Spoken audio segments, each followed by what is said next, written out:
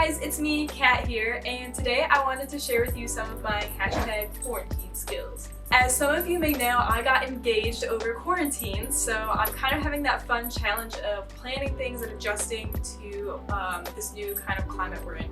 And so one of the skills that I've picked up over my time during quarantine is learning to do my own nails.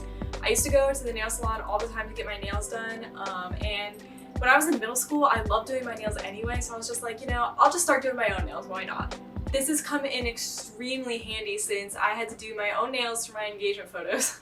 I've been using a dip powder system on my nails, and the brand I've been using is called Peppi Gel, which is a women-owned business, and they also have vegan and 9-free ingredients, which is great. Since I haven't been doing this for too long, I don't have a ton of colors, so I kind of used a bunch of the other colors that I had to make my own color for my engagement photos. I wanted a very specific light pink that was kind of sheer but not too super opaque because I didn't want it to take away from my ring, obviously. So today I wanted to show you what I used to combine to make my own color that fit for my nails and for my style. So I'm going to go ahead and show you guys how I mixed it. You can use anything that you want to use as a ratio. I have some swatch sticks for my colors that I've been using, and I just use those to like kind of scoop the powder up and put it into a different container. But if you want to use a spoon or anything, just as long as you're using that as your ratio. So like if we're doing 4 of this color to 5 of this color, then you have to use the same amount for each scoop. This video is going to be kind of a 2-part video. I want to show you guys how I created my own custom color and how you could create a similar custom color. And then I also want to show you how I actually did my nails at home by myself.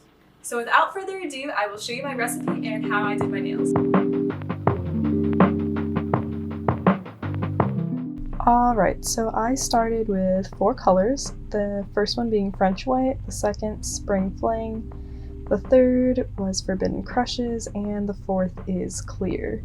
These are all Peppi Gel colors, and you can find them at peppigel.com. And I grabbed an old makeup container that I just washed out all my makeup out of, and I went ahead and created my mixture in there. So the first color I used was French White, and I put 6 scoops of French White in. Just to save a little bit of time, I'm going to go ahead and fast forward this so we don't have to watch me painfully slowly put this in. Okay, so my next color that I used was Clear, and I went ahead and put in 10 scoops of Clear. I went a little heavy on the Clear because I wanted the color to end up a little bit more translucent and a little less opaque, because with that white and the pink it ends up really opaque that way. So my next color was Forbidden Crushes, and I put 5 scoops of that in, and then followed by 4 scoops of Spring Fling, and that was the whole recipe. So you can really do this with any color you want. If you have a darker dip powder color, any color really, that you want to lighten up and make a little bit more dimensional, you can do that by adding just a little bit of white and clear. So now I'm going to go ahead and move on to prepping my nails. I do use an e-file to prep my nails, although you really don't have to do this. Right now I'm just going to go ahead and push back my cuticles, but if you have some liquid cuticle remover and a orange stick or a cuticle pusher or anything like that, that works just as well. So I go ahead and do the right side of my nails because your file kind of goes 2 different directions rotation wise. So I always do the right side of my nail first, and then I go back with the file rotating the other direction, and I get the left side of my nail. I also got this nice little pad for the table on Amazon. It was super cheap, like $7, and I got a blue one and a pink one. It is just like a little silicone pad that goes on the table. I ended up ruining my table with some acetone, so I didn't want to do that again. And I got that instead, and it's worked out really, really great, and it catches all the powder that comes off of your nails when you're using the dip powder. So next I'm going to go ahead and clip off that dead skin from pushing back my cuticles. This part always seems like the most scary if you're doing your nails by yourself for the first time, but really it is not that bad, trust me. The easiest way to do it is to keep the trimmers parallel to your skin so that you don't angle it down too far in there and like cut into your skin. Otherwise, you're good to go, you're golden. You shouldn't cut yourself if you're keeping your trimmers parallel to your skin.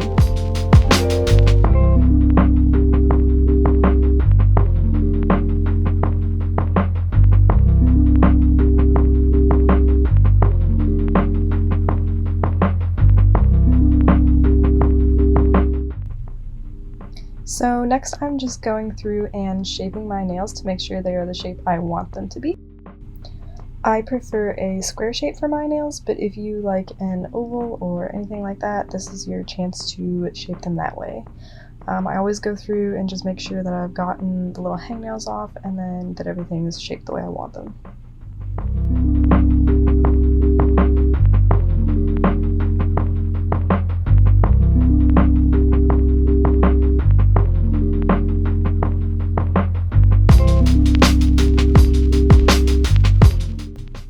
I'm curious to know how many people have actually gotten engaged or married during quarantine, so if that's you, let me know down below in the comments and we can try to struggle through this together.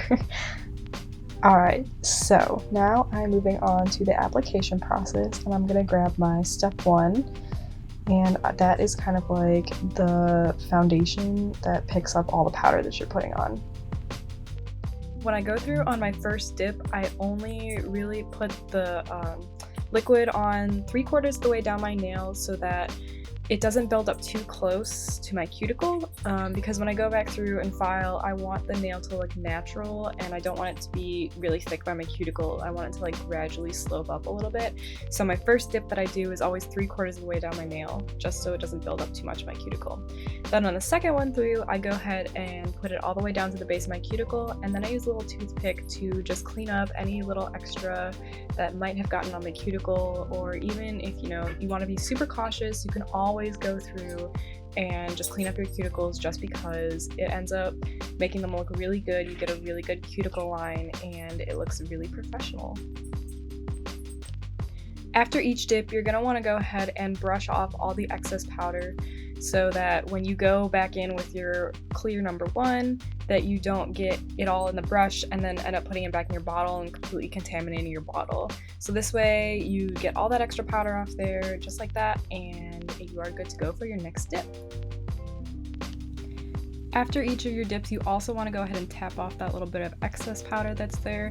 That's just so you can get the most out of your powder. Like, a lot of it sticks to your fingers and whatnot, so you want to kind of tap your fingers off after you've dipped, just to make sure that you're getting all the excess off, and then you have more for your next dip.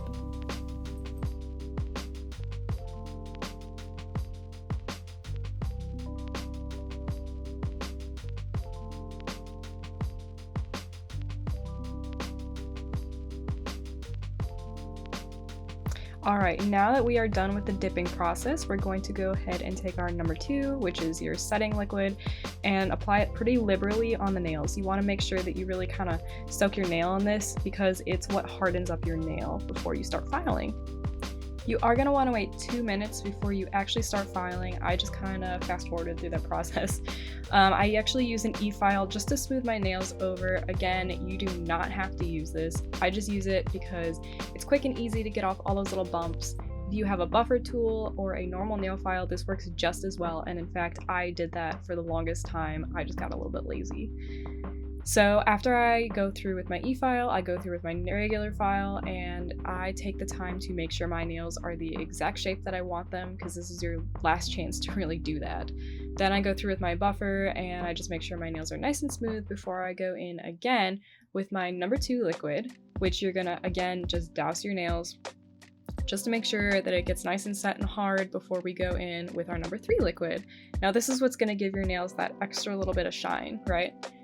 So before I do this, I actually wipe my nails down with a paper towel just to get all the residue of the number 2 off, and then I do a really quick pass over my nails with the number 3.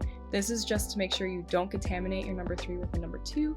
And in between each nail, I wipe the brush on the paper towel just to make sure all of that number 2 is off the brush, or else your brush is going to start to get hard. So when I go through the second time to get my shine on, this is when I really take my time to make sure the shine is perfect the way I want it. and cap your free edge and you're done. That is it. There is the finished product. I absolutely love this color. It turned out perfectly, just what I wanted. It is my favorite color. And let me know in the comments what your favorite color is for your nails. I also really like a mint green, but this one is definitely my favorite. Lastly, I just go through with my Burt's Bees cuticle cream and hand cream just to give my hands a little extra moisture because they're usually pretty dry. And that is how I created my own custom color for my engagement photos and did my nails at home. If you want to see the outcome of my engagement photos, follow me on Instagram because I will be posting those very shortly because I think I'll be getting them back pretty soon, which is exciting. If this video helped you, give it a thumbs up and let me know down below in the comments.